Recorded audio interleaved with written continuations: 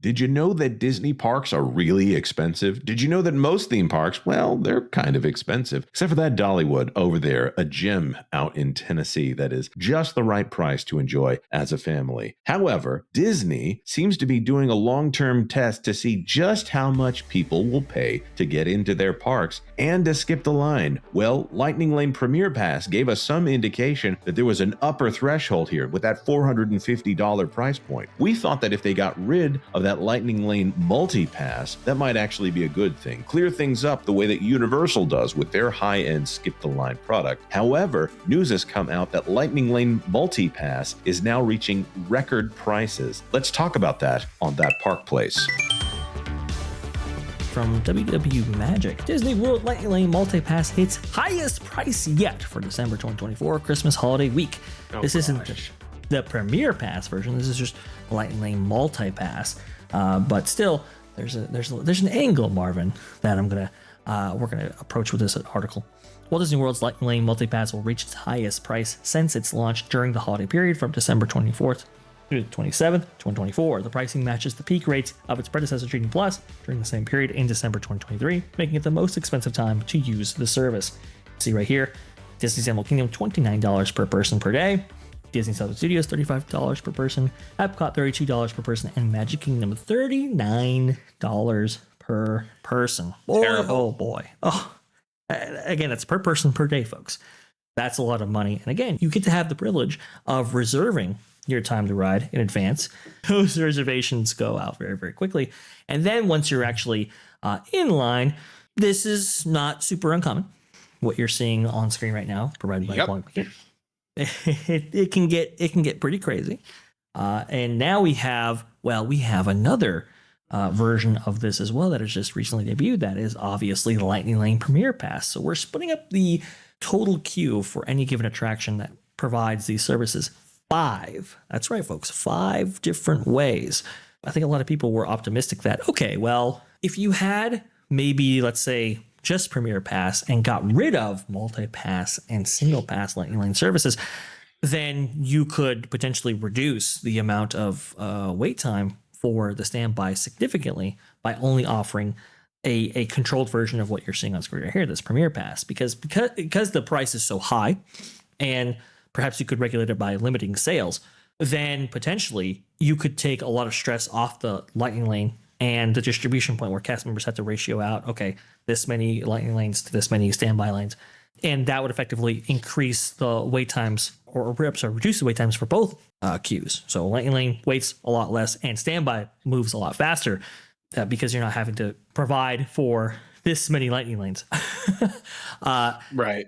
Now, with the price maxing out, though, I think that's no longer the case. I think they're just going to keep these services on, and a lot of people's optimism, I think, may have been misplaced. Marvin, your take on all this?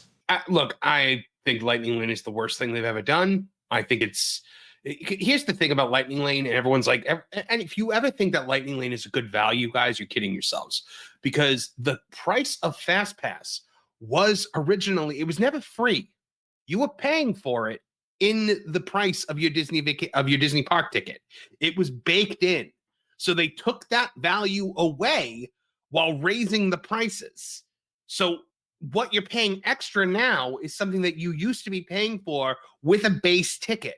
So if they charge $1 for this, it's too much, because it's diminished value for the experience. It was the one thing Disney always used to have over Universal, because Universal had the paid, Express Pass system.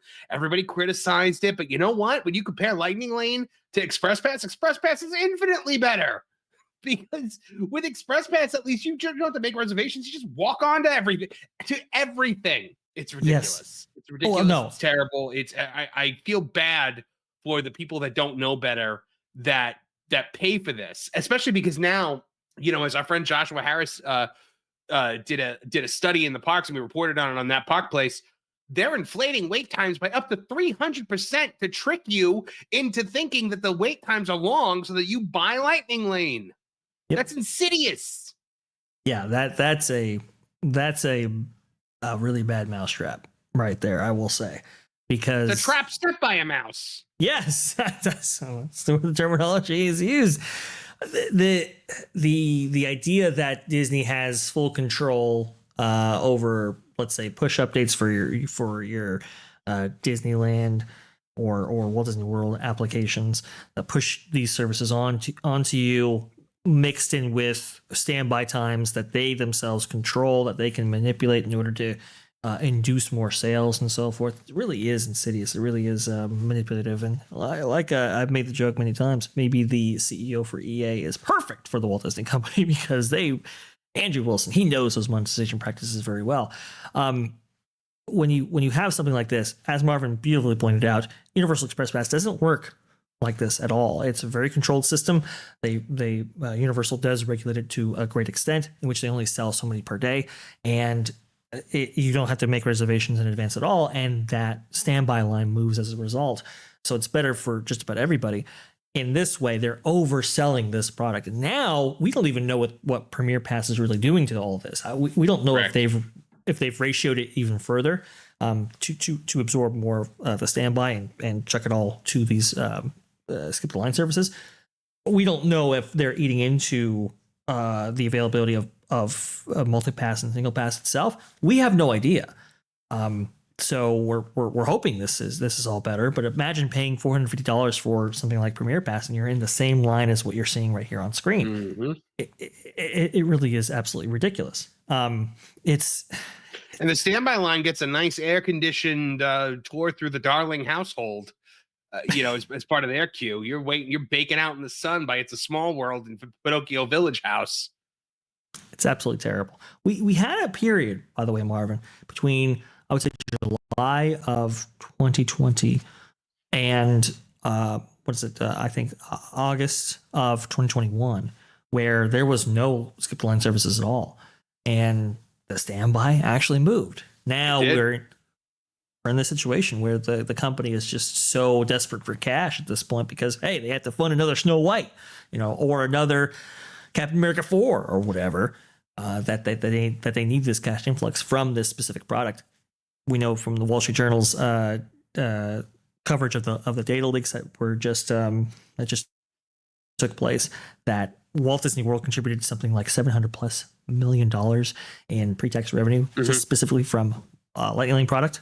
They're addicted to that cash. I don't think that's going to stop. Absolutely. Oh, so unfortunate. The mum with the 199. PLL equals Bob smoking $100 bill habit. PLL. Oh, premium Lightning Lane. Okay, I see. Equals Bob smoking $100 bills. Yeah. He needs, look, that shower of his, you think the Magic Kingdom backs up with sewage? Hey, that shower, anything can happen right there to that sludge monster. So needs to keep that plumbing going right there, that's for sure. Thanks for watching That Park Plays News. For more information, consider checking out www.thatparkplace.com. And don't forget to subscribe, share, like, and send this out on your favorite social media accounts.